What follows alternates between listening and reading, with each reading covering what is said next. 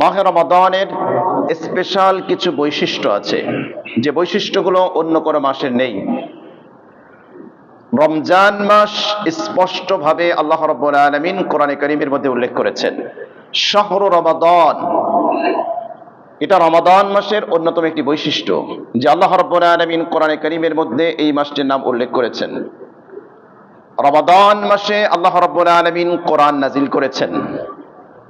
লাইলাতুল কদরে আল্লাহ রাব্বুল আলামিন কোরআন নাজিল করেছেন। লাইলাতুল কদর রমাদান মাসে। শাহরু রমাদানাল্লাযী উনজিলা ফীহিল কোরআন। রব বলছেন রমাদান মাস, যে মাসে আমি রব্বুল আলামিন কোরআন নাজিল করেছি, যে মাসে কোরআন নাজিল করা হয়েছে। এরপরে কোরআন নাজিলের উদ্দেশ্য বর্ণনা করা হয়েছে, কেন আল্লাহ রাব্বুল আলামিন আমাদেরকে কোরআন দিয়েছেন। রমাদান মাসে লাইলাতুল কদর আছে, এই লাইলাতুল কদর অন্য কোনো মাসে নেই। রমাদান মাসে আরো কিছু স্পেশাল বৈশিষ্ট্য আছে। ইবনে মাজার এক হাদিসের মধ্যে এসেছে, আবু হুরায়রা রাদিয়াল্লাহু তাআলা আনহু থেকে বর্ণিত, রাসূল করিম সাল্লাল্লাহু আলাইহি ওয়াসাল্লাম ইরশাদ করেছেন, ইযা কানা আউয়ালু লাইলাতিন মিন শাহরি রমাদান, মাহে রমাদানের যখন প্রথম রজনী শুরু হয়, প্রথম রাত যখন শুরু হয়, সুফিদাতিশ শায়াতিন ওয়া মারাদাতুল জিন, আল্লাহ রাব্বুল আলামিন শয়তান এবং দুষ্ট জিনদেরকে বন্দী করেন, শৃঙ্খলাবদ্ধ করেন। ওয়াগুল্লিকাত আবওয়াবুন নার, জাহান্নামের দরজাগুলো বন্ধ করা হয়। ফালাম ইফতাহ মিনহা বাবুন, রমাদান মাস চলাকালীন সময় এখান থেকে কোনো একটি দরজাও খোলা হয় না। এটা রমাদান মাসের বৈশিষ্ট্য, রমাদান মাসের সম্মান। রমাদান মাস এত সম্মানী, যার সম্মানের কারণে আল্লাহ রাব্বুল আলামিন জাহান্নামের দরজা বন্ধ করে দেন। ويفتح أبواب الجنة فلم يغلق منها باب, রমাদান মাসে আল্লাহ রাব্বুল আলামিন জান্নাতের দরজাগুলো খুলে দেন। সুবহানাল্লাহ।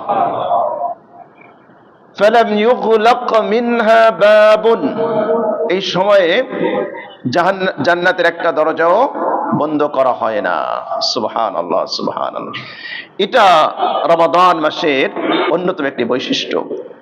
ওয়ায়ুনাদি মুনাদিন, নবীজি বলেন একজন ঘোষক ঘোষণা দেন, ইয়া বাগিয়াল খায়র আকবিল, হে কল্যাণ প্রত্যাশী, হে ভালো কাজের ইচ্ছা পোষণকারী, অগ্রসর হও। রহমতের মাস এসেছে, বসন্তের মাস এসেছে।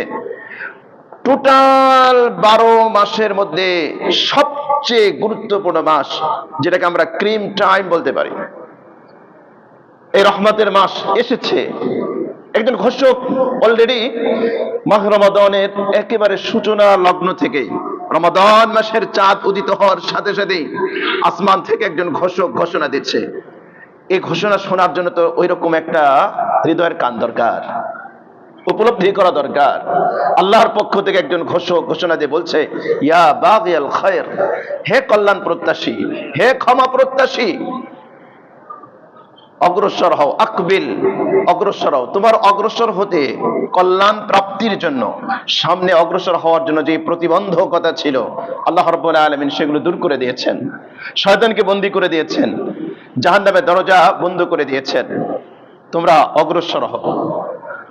ওয়া বাগিয়াশ শার আকসির, হে গুনাহের ইচ্ছা পোষণকারী থামো, থেমে যাও, আর সামনে অগ্রসর হয়ে না। এত অফুরন্ত সুযোগ, ক্ষমা প্রাপ্তির গ্রেট অপরচুনিটি পাওয়ার পরেও এরপরে যদি তুমি নিজেকে ক্ষমা করাতে না পারো, যারা মাগফিরাতে ধন্য হবে তাদের কাফেলায় নিজের নামটা লেখাতে না পারো, এটা তোমার জন্য খুবই দুর্ভাগ্য। সুতরাং আকসির, থেমে যাও, আর সামনে অগ্রসর হয়েও না।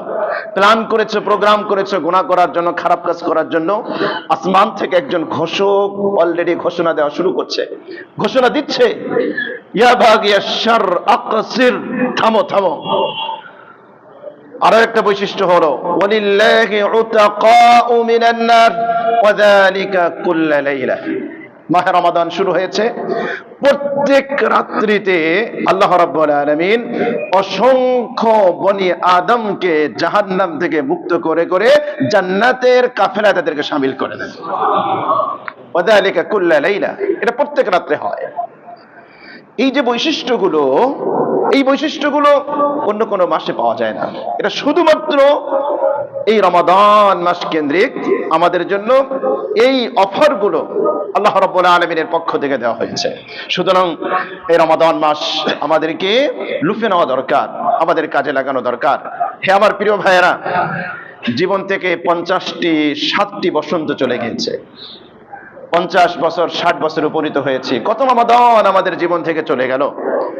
এই 2026-এর রমাদান চলে যাওয়ার পরেও যেন আফসোস না হয়, আরে গুনাহটা ছাড়তে পারলাম না, এই গুনার কাজটা এখনো ত্যাগ করতে পারলাম না, এই ভালো কাজগুলো আর একটু ভালো করে করতে পারলাম না।